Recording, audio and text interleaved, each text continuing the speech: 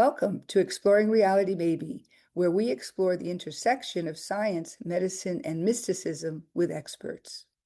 Today, we're joined by Mark McGrath, Chief Learning Officer at AGLX Consulting and co-host of the No Way Out podcast with Brian Ponch Rivera. Mark has spent years researching the original notes of Colonel John Boyd, a legendary Air Force fighter pilot and military strategist, whose ideas about how humans perceive reality and adapt to change have influenced fields far beyond the battlefield, from business strategy to cognitive science.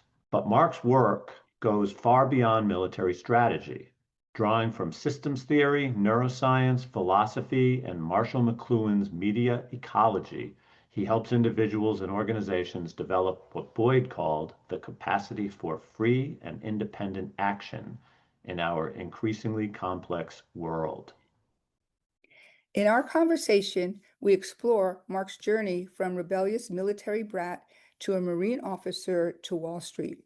In this engaging interview, Mark shares his perspective on the therapeutic potential of psychedelics for veterans with post-traumatic stress disorder, and we get his take on the ego as the enemy of adaptation and why the key to thriving in a chaotic world may be accepting that we could be totally wrong about everything we think and know.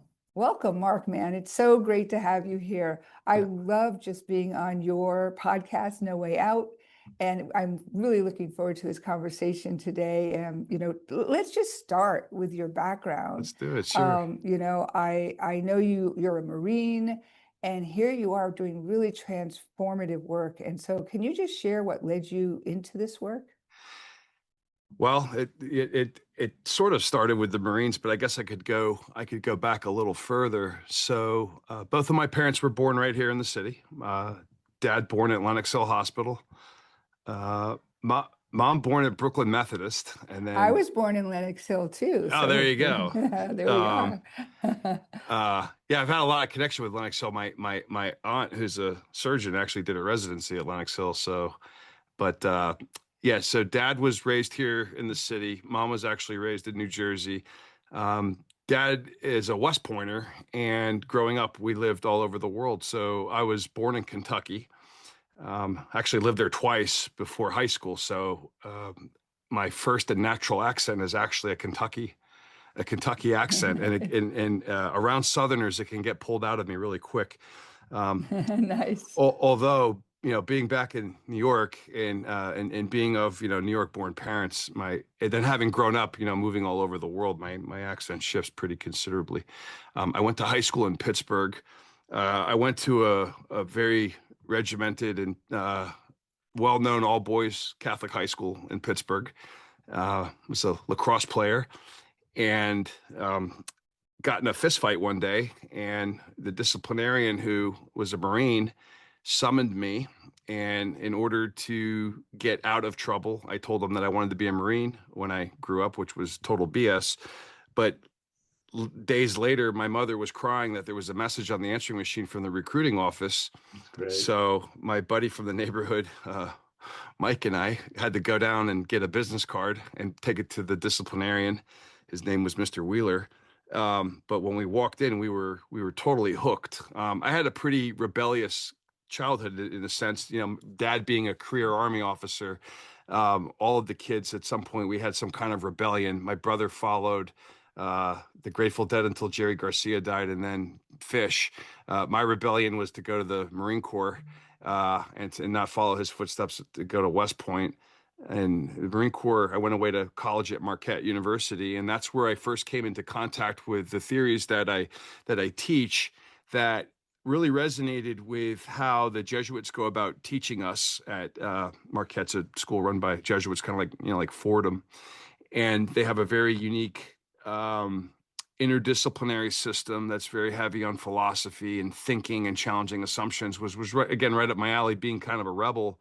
And the Marine Corps fit into that too for me. And what they had started to teach me there around the theories of John Boyd, I got a lot of it and I understood it, but I always thought there was a lot more that they weren't telling us. And that's when I got out of the military and went to the civilian world is where I really started the explorations in depth that got me to the point where eventually I ran into Brian and realized that he saw these things kind of the same way I do. And we've kind of built our, collaborative relationship. As I always like to joke, John Lennon and Paul McCartney kind of, he's John, I'm Paul. I'm a little more melodic than he is. He can be he's more the realist.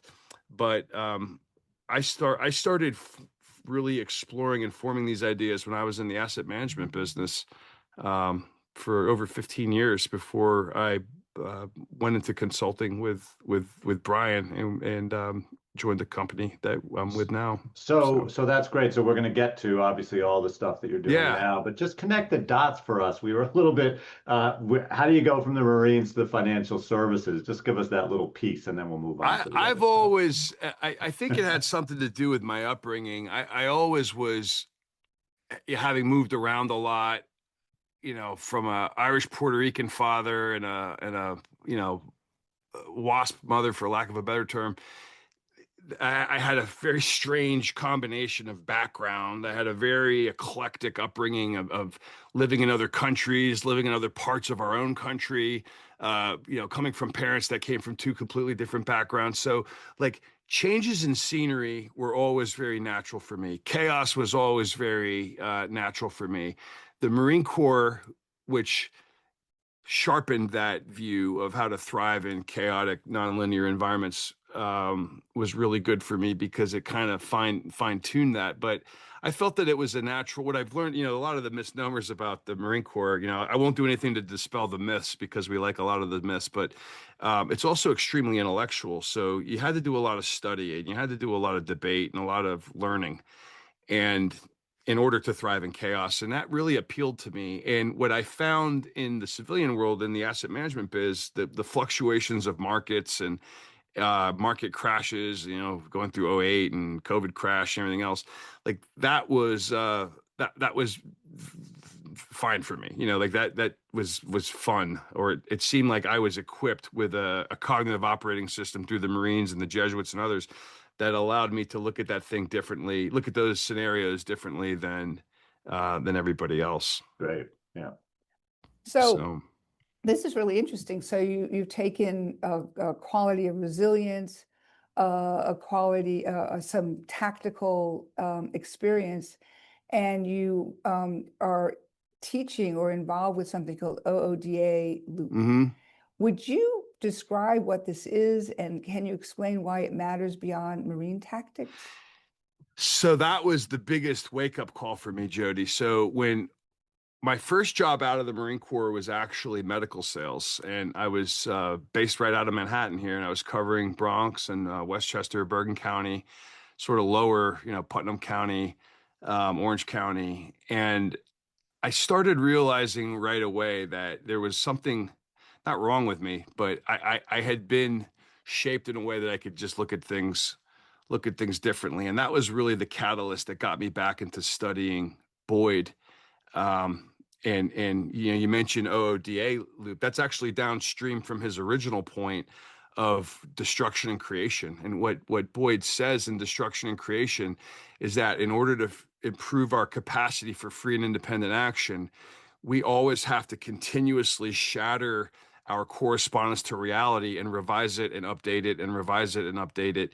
And if we don't, we become complacent, or we become vulnerable. We're not going to be able to survive on our own terms if we project our worldview and think that everything's going to be the way I want it to be, rather than train yourself to update yourself, shatter your mental models to deal with the world for as it actually is. And OODA, as you mentioned, is downstream from that. OODA is how he sketched it.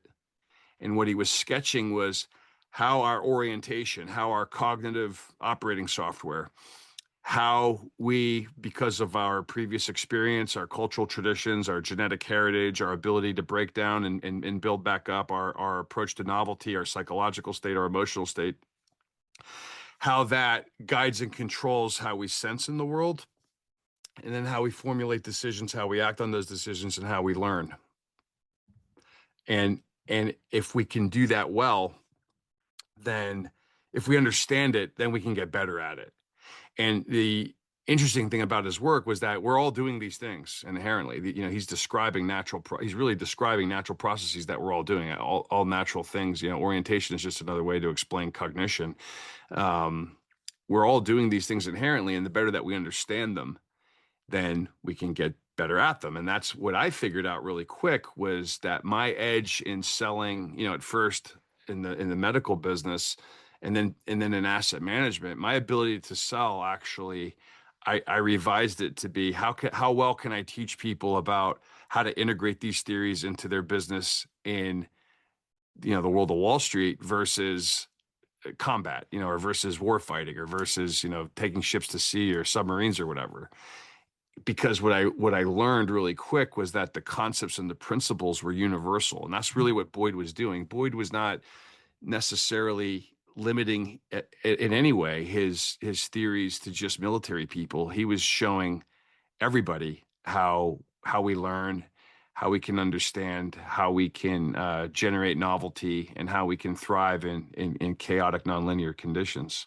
So you've said, and I'm not sure I understand, maybe you can clarify, that you've said that people misunderstand the OODA loop and talk about it as a simple circle. So Yes. what are people missing, and what would you like to clarify there? Basically, so this is okay. So I'm gonna filter this down, because this is Yeah, let's say high level. the bulk of my work. But you're constantly trying to show people that in order to thrive in volatile, uncertain, complex, and ambiguous environments, you cannot do so linearly. You cannot do so formulaically. You cannot apply templates onto the world, because what works for me won't work for you. Rather, humans are complex adaptive systems operating inside of complex adaptive systems. So when you look at, just use the acronym OODA, because that's how most people understand it. When you look at OODA as a circular process, and it's just, if I go faster than my opponent, I'm going to win, or if I go faster than the rate of change or the way the market's going, I'm going to win. That's a severe misunderstanding, because what Boyd's actually saying, it's not a war of speed, it's a war of orientation. It's how you orient to reality, and how that differentiates to how your opponent orients to reality, and who can orient to reality more effectively. That person, that side, is going to have the ability to go through that process of observing, deciding, acting, and learning more effectively than the opponent. It's really about effectiveness, not speed, and how it's broadly dismissed and understood by the overwhelming majority of people that claim to teach OODA, is that it's a speed question. And it's just, as long as I'm faster than you, then I'll win. Well, the reality is, you can be really fast and be going in the wrong direction. And if you're going really fast in the wrong direction, you're just going to lose quicker. So it's so cool. So does that mean that, like, orientation, what you describe as your human operating system, is orienting based on an intuition, based on your moral compass, your ethical compass? Can you explain what you all mean of the by above. that? Yeah, all the above. So what makes you is your orientation. So yeah, my morals, my ethics, my ethnic background. I mentioned, an Irish Puerto Rican father that went to West Point, and a mother that came from sort of like a, WASP background, whose father went to Yale. Right? I mean, these things kind of clash together. And that does, like it or not, that makes me, right? That stuff is all in my heritage. There's other things in my heritage. There's certain medical things that run down, both either side, right? That affect on how I interact with the world. Maybe I don't eat certain things, or maybe I'm not in the sunlight prolonged or whatever, right? And that affects how I sense, how I decide, how I act inside of reality. That has a direct effect. So think of it like, the easiest way to explain it, in that all technology mimics nature.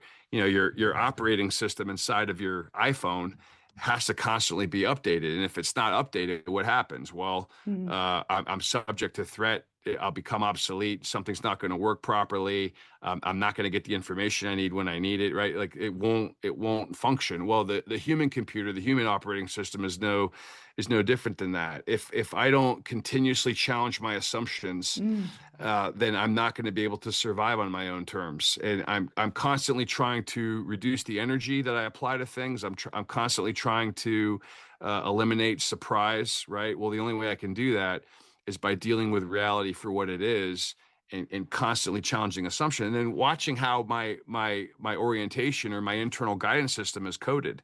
You know, if I'm just watching social media all day long, you know, I'm going to think the world's ending on one day, or I'm going to think, oh, everything's just great, or you know, what's in the news now? There's a big storm coming this weekend, right? I mean, like all of those things are affecting how I interact, right? So that as that goes into my orientation, it's shaping what I see, how I see it, what I do about it, and how I interact with it. I love that. It reminds me of Katie Byron's, excuse me, Byron Katie's um, really being in the now, being in the present, and accepting what is. And you know, I think there's this quality of concretizing reality, sort of in this rigid box, and also the language we use around sort of emphatic statements Yeah. that keeps us in a box rather than fluid with what life is, how life flows. And it sounds like your orientation is more about the fluidity of what is in life rather than getting stuck in a box of emphaticness. Yeah, my conservative friends think I'm a liberal, and my liberal That's friends think great. I'm a conservative. That's great. Right? I Like love it. because I like love it. they're constantly trying to, you Nice. know, they're constantly trying to, you know, label or whatever. But what they don't realize is that what I'm endeavoring to do is deal with reality as I see it, not what someone told it to me, or not what, you know, the news or a party or anything like that. Like I'm trying to constantly challenge all assumptions to keep my cognitive operating system updated, such that I don't make a decision and an action that's going to lead me to a position where I would not be able to have free and independent action. That's great. That's Yeah. great.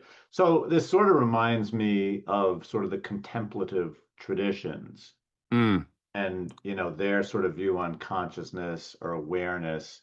Do you see those connections? And Oh, can you massively. talk a little bit about that between Boyd's framework and ancient wisdom and nature of the mind?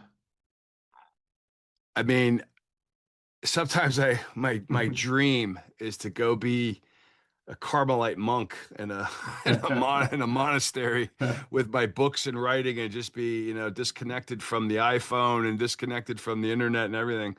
But yeah, contemplation. It's interesting that you chose that term.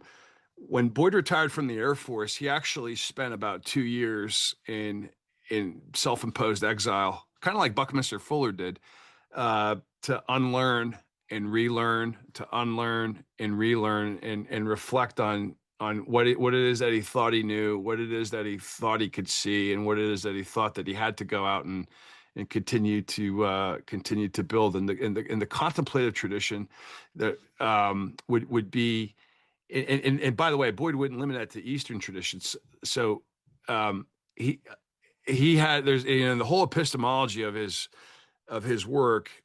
It starts with science, it goes in with history and warfare, and then there's this massive influx of Eastern thinking: Mhm. Buddhism, Zen, Mhm. Confucianism, Taoism.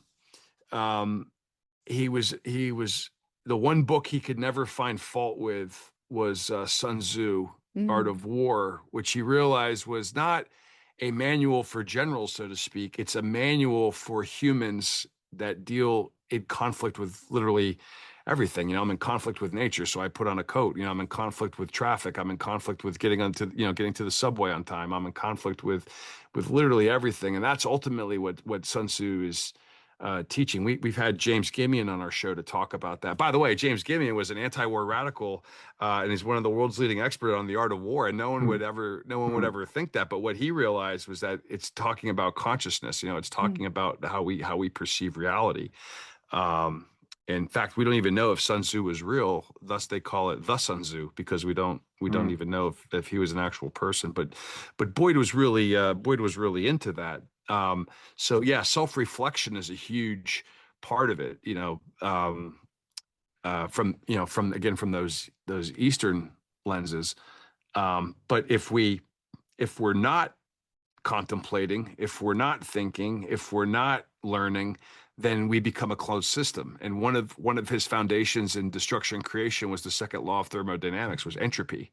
That a closed system, the disorder is only going to increase. There's something really kind about this approach. It's an open-hearted, open-minded quality of being with what is, of considering other points of view, other perspectives, other realities, of not being emphatic, even if, like, I know that when I really know something is true, still I want my language to be less emphatic about it, because it's my perspective, where as many humans as there are on this planet, there's that many perspectives. And so I think there's a kind quality to this, of moving through the world with an attitude of, this is the way I see the world, and I want to offer it gently, my perspective. If you follow Boyd in that challenging of assumptions, you come to the conclusion really quick that you could be totally wrong about everything you think you know, right? There we go. And when I look at, the way I described my own background and ethnic background, and the way I was raised, and the way my parents were raised, my parents were both raised to be very open-minded people. My Irish Catholic grandfather married a woman from Puerto Rico in the 40s. That was a very bold move, as my grandma would say. Oh, our story was West Side Story. And really it kind of was. But then on the other side, my grandfather, who went to Yale Divinity, actually was from rural Illinois. So again, these were people who had shattered their perspectives, they had shattered their orientations, and they kept rewriting their internal cognitive systems to improve their capacity for free and independent action. My grandfather, my dad's dad, retired as an account. He was an accountant for Exxon's International Shipping, which started out Standard Oil in New Jersey, became Exxon, now ExxonMobil. But if his dream had come true, he would have been a sanitation worker from Queens. And what happened was, his eyes were so bad, he couldn't pass the physical to be a garbage man here in New York.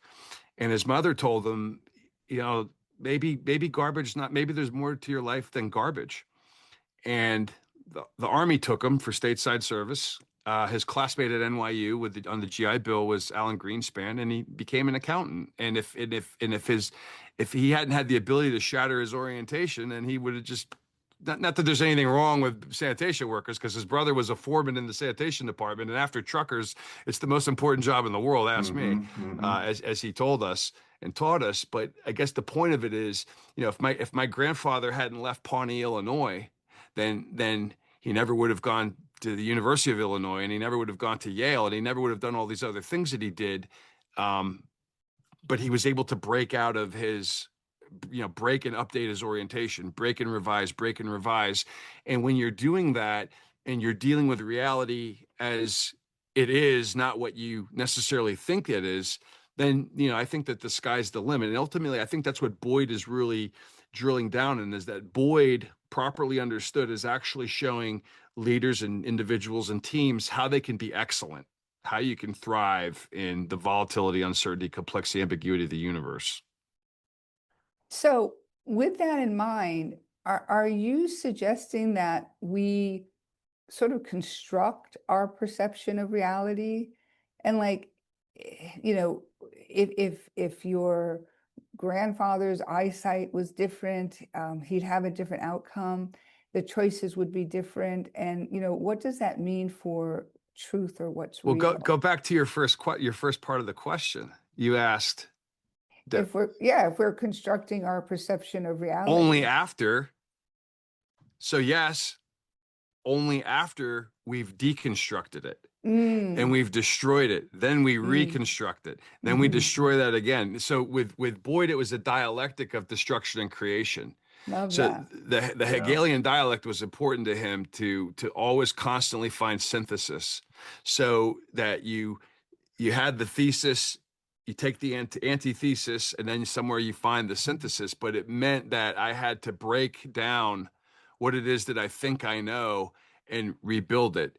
And then when it was built, I had to break it down again. And it was a continuous cycle of destruction and creation. Because if I didn't do that, if I didn't destroy my correspondence with reality, then I'm becoming fixed and stagnant. And then I zero in on something, and that's what pushes me into a box, or that's what pushes me into something I don't want to do, or I didn't inherently want to do. But I had to keep challenging assumptions. I had to keep challenging reality. His famous example was, if I took a skier on the slopes and a motorboat and a bicycle and a tank, I have four things from four domains that have nothing to do with each other. But when I use destruction and creation, I'm going to analyze all those things. So the skier on the slopes, I just pull it apart and I take out the skis and the snow and the goggles and the poles. And the boat, I take out the propeller and the motor and the gas and the hull. And then the bicycle, I take apart and I see the seat and the chain, the pedals, the handlebars. And then I look at the tank and I take the tracks and the turret and the gun and the antennas or whatever. And then I have all this stuff. And then I'm going to take the skis from the skier on the slopes and the treads from the tank and the handlebars and the seat from the bicycle and the motor from the boat. Now all of a sudden I have a snowmobile.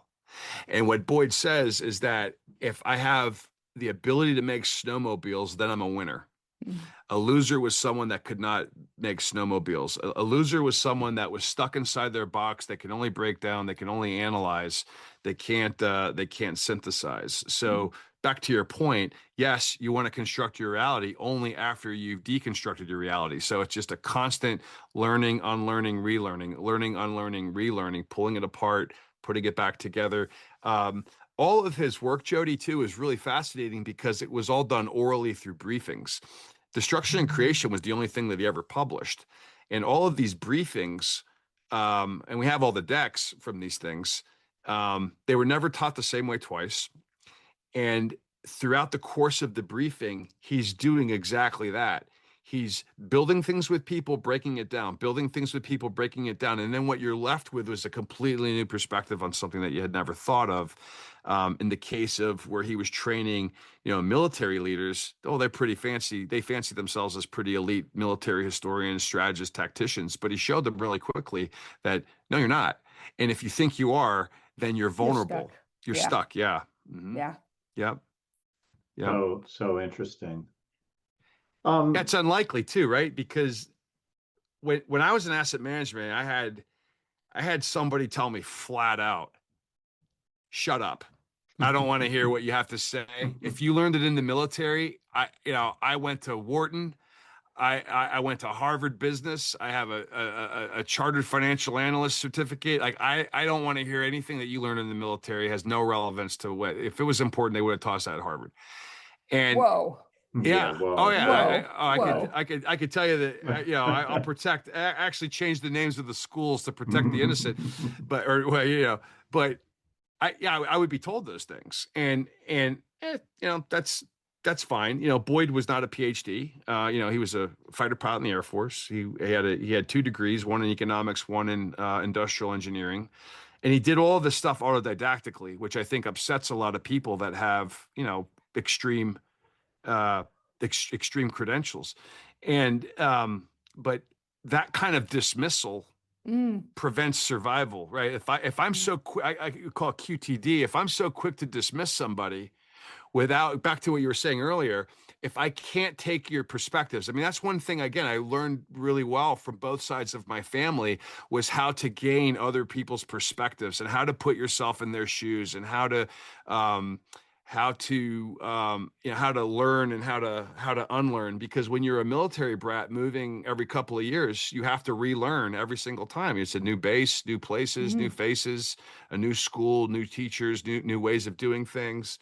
um, my mom's dad, he was an Episcopalian priest, so they would move, from Montclair to Newark to Morris Plains is where she went through most of grade school and high school. But like then he moved to Philadelphia, right? Like the scenery was always changing and updating, and you're always interacting with new people. And if you don't have that ability, so in a lot of respects, I think that Boyd was sort of a natural fit for me, because the way I had been raised and the way I'd been taught was to go out and try everything and experience everything and try to gain as many perspectives as you can. So like, when you're 7 years old and you move to Germany and you live there till you're 10 years old, you show up in Kentucky at age 10 with completely different perspectives than anybody that had never left, Kentucky, that kind of thing. And and then the Marines were really good at that too, of making sure that we, when we were in other countries, like learn about their culture, learn how to assimilate, learn how to read. If you've the book The Ugly American,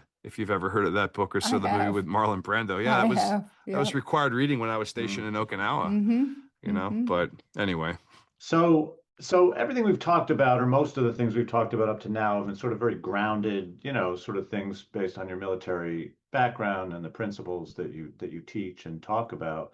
But you also explore topics and concepts that Jody and I, deal with on the podcast: psychedelics, flow yeah. states, even things like precognition. So tell us, how do these topics connect to Boyd's work on adaptation and performance? How do you sort of bring it all together? So many directions to go. I'll start with the one that's closest to my heart, I suppose, just based off of our last few guests, including you, Jody. Um, my interest in psychedelics as a kid was music, and it was just like I knew that like the bands I liked, uh, they use psychedelics. Now, when your dad's an Army colonel and you want to go to the Marine Corps, psychedelic or anything else for that matter, even alcohol, that never factored into my behavior because I never wanted to not be in the military, right?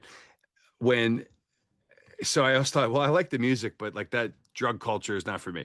When I first met Ponch and he started talking about psychedelics, I was like, psychedelics, like, like, I mean, yeah, I still am a massive Grateful Dead fan, but like, I just wasn't into the drug part. I said, like, psychedelics, we're going to go to Burning Man or get in a VW van and follow the dead. Like, what are you talking about? He goes, no, psychedelic therapies to treat veterans with PTSD. Now that hit me hard because I have very close friends that are suffering or had suffered and even had taken their own life from PTSD. So being open-minded as I am, I said, tell me more about that. And I learned about how veterans were getting their trauma healed. No, it was not just veterans, it was people that had been victims of sexual assault, people that had, first responders, 9/11 survivors, all Holocaust survivors, all kinds of interesting people that were getting healing through psychedelic therapy to allow them to, depending on how they were healing, in some cases they were depixelating bad memories, or they were throwing things out, or they were coming to new or clean perspectives. We recorded just today with someone, a veteran, retired Marine Corps officer that is the CEO, someone that actually Marissa introduced us to. And he talks about the struggles with PTSD and the struggles with alcohol. So that was something I was highly aware of. So I explored more, and the more that I got into it, I think what the connection to Boyd is, it's depicted in OODA loop sketch, is that psychedelics empower the orientation and the perspective to shift, such that, as Yuval Nuria said on the show the other day, I'm allowed to forget things. I'm able to forget things, not in the dementia sense, but in the I'm not going to let it dampen me or hamper my experience in the world. And again, being the autodidact that I am, I was blown away. I started reading and I go, wait a minute, this stuff's been around for thousands of years. Like Yeah. this is nothing new.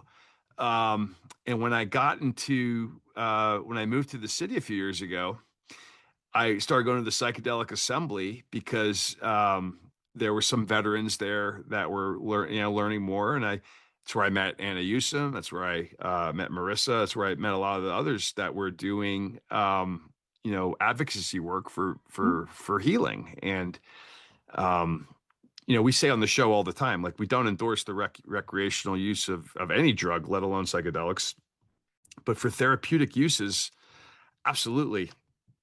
And I think that the national conversation on them have changed so dramatically. One of the things I hadn't thought of, but it makes a lot of sense, that I think there are more veterans now in Congress than there ever had been, and many of them are combat veterans, and many of them have firsthand accounts of themselves suffering from PTSD or others. So having the ability, I think there's a bill on the floor now or coming up about allowing more and more of these things to be in VA hospitals and be acceptable therapies. That was really our interest. Now, again, how it ties back to Boyd was it's helping me reorient to reality what it really is. Reality is not 25 years ago where I'm upset about something that happened when something didn't go the way I wanted it or something horrific happened. That's gone and in the past, and in the ability to I always like to use the word depixelate, because the therapies I think of, it just kind of those things fade away and they no longer bother somebody. That's helping me reorient. That's helping me reorient so that I can thrive and operate in the world rather than, you know, uh, crash my orientation through things like drug abuse, alcohol abuse, other things that would bring me down.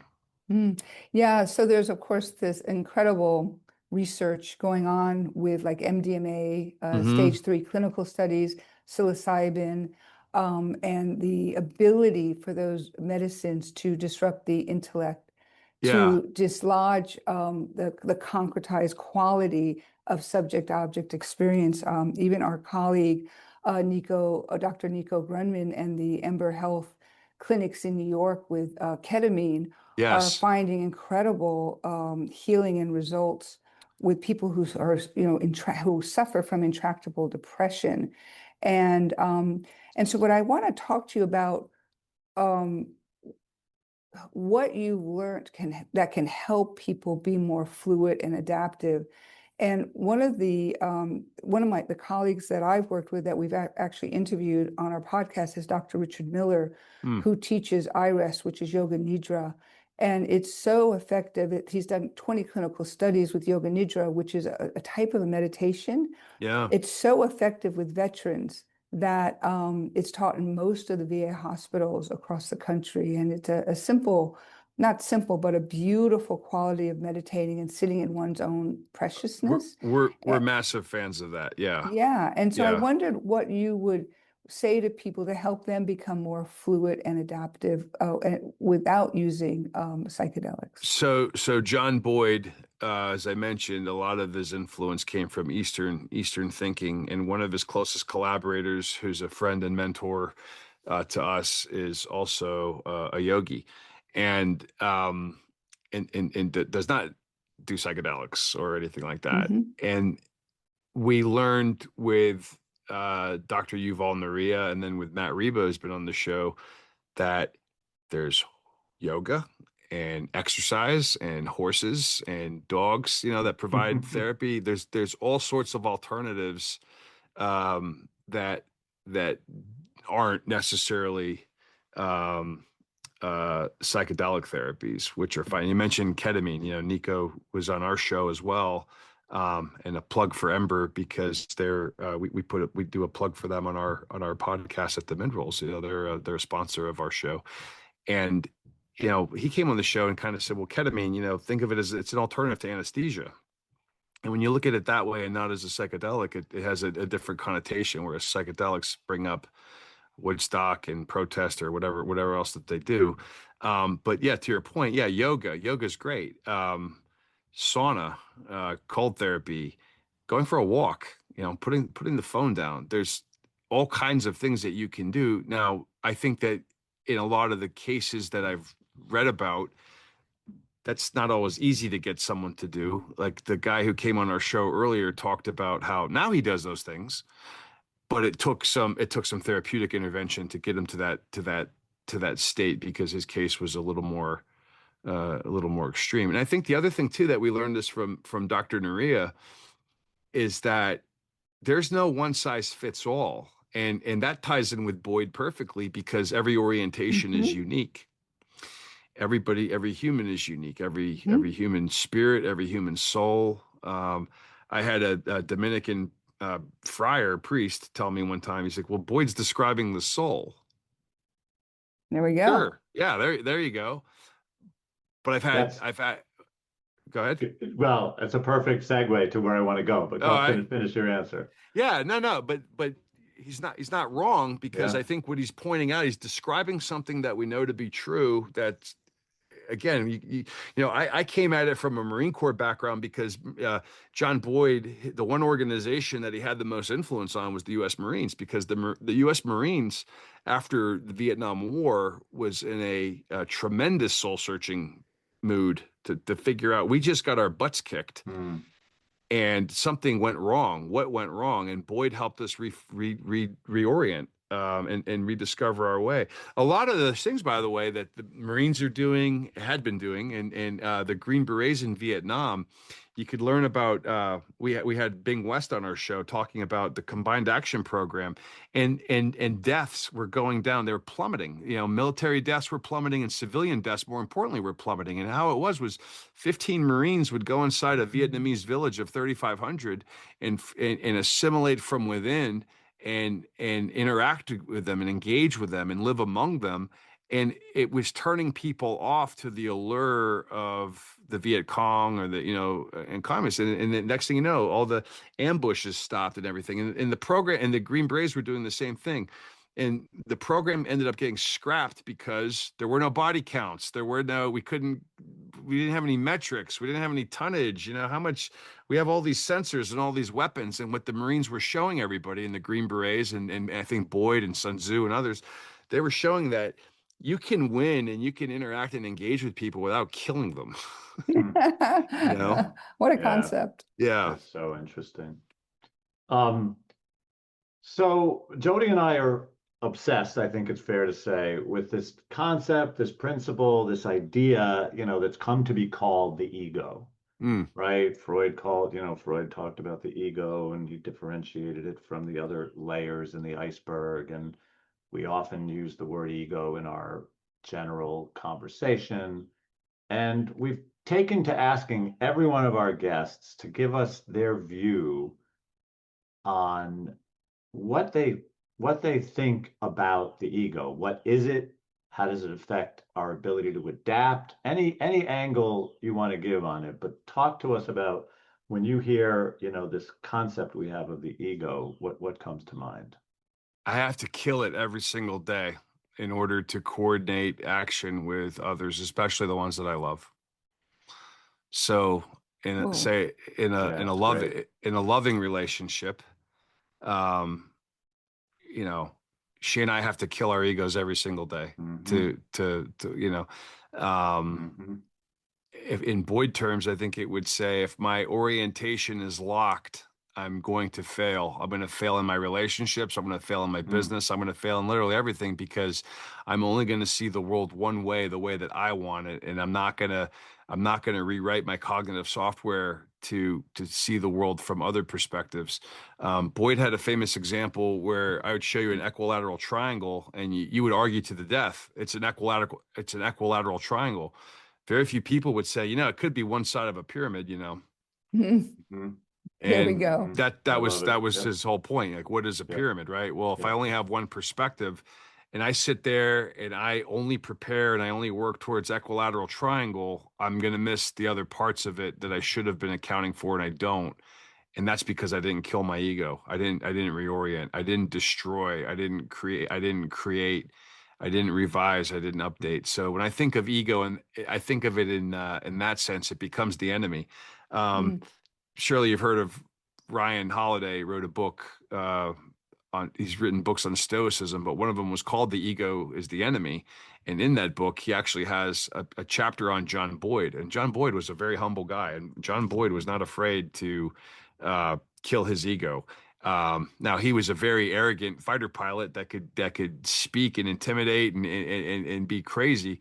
But when it came to learning and understanding and the teaching that he was doing, he was not so proud. If he was proved wrong, he would let go of something instantly. Marshall McLuhan was another one. If you've looked at our stuff, I do a lot on Marshall McLuhan because it's a great connector to Boyd. He was another one that was not afraid to back off of something that had been proved wrong. He would let go of it really quick. Boyd was really good at that, but I think that's getting over your ego. Boyd thought that if you were going to insult Boyd, what you would call him was an analyst. He thought that an analyst was a tremendous insult, that an analyst was a halfwit because you've only broken down, you haven't synthesized anything, right? So an analyst was only a halfwit. The term that really repelled him was expert, because he believed that an expert was a know-it-all, someone that couldn't give up their ego, right? And he always wanted to be in a state of constant learning. And the worst thing you could call him was an analytical expert. That was the ultimate the AE word, I guess. And he rejected that because he said that a lot of the problems would come from people can't get over their egos, and then they can't coordinate action. They can't reorient. They're not able to harmonize. You can't harmonize. So great. I once created a t-shirt that said, "My reality is as valid as yours.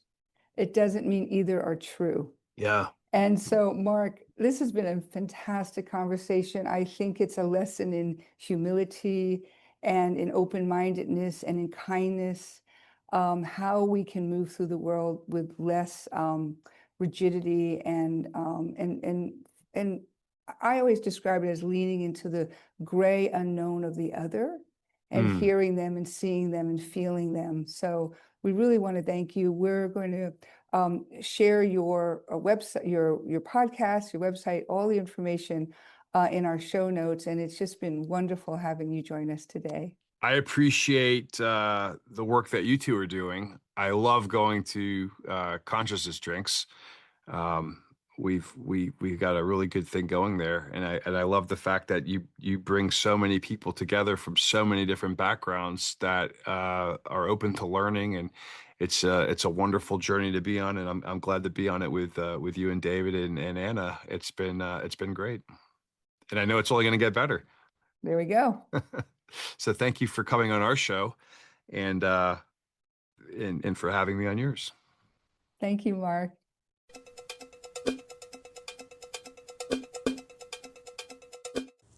Miraculix is a small and independent company that has created the first quantifiable home test called Q-test for anyone taking mushrooms or psilocybin, LSD, MDMA, and any other psychoactive substance. So think about this. You're at home, you're with friends, you're hanging out, and you're experimenting with these amazing psychoactive plant medicines, and yet you don't really know the dosage. Miraculix is here to help you really have a positive experience so that you don't overdose.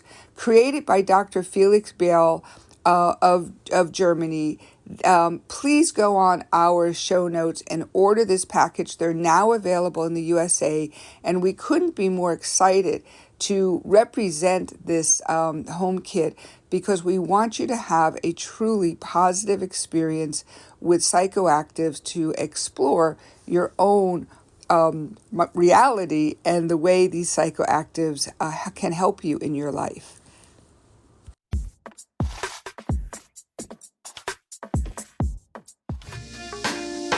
Exploring Reality Maybe is written, produced, fact-checked, and edited by Jody R. Weiss and David Schwartz. Research support is provided by Semicolon Connects.